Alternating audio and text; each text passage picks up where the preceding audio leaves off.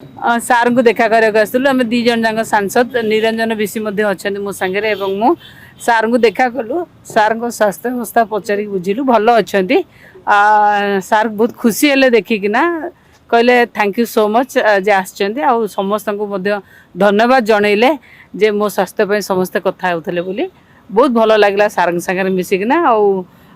प्रभु जगन्नाथ पाखे प्रार्थना करूँ सार ये सुस्थ था एवं दीर्घायु हूँ भावुची जे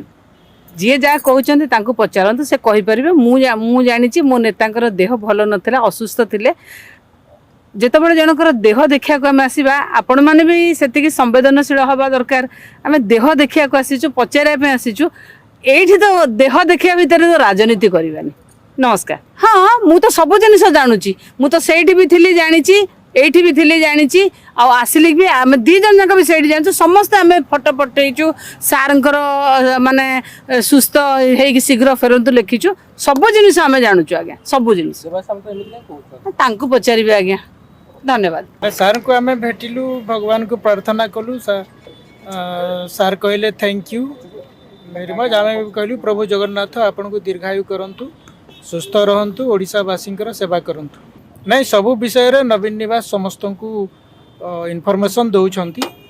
आ किए जदि नेगेटिव कथा कहूँ सेटा संपूर्ण भाव में भित्तिहीन।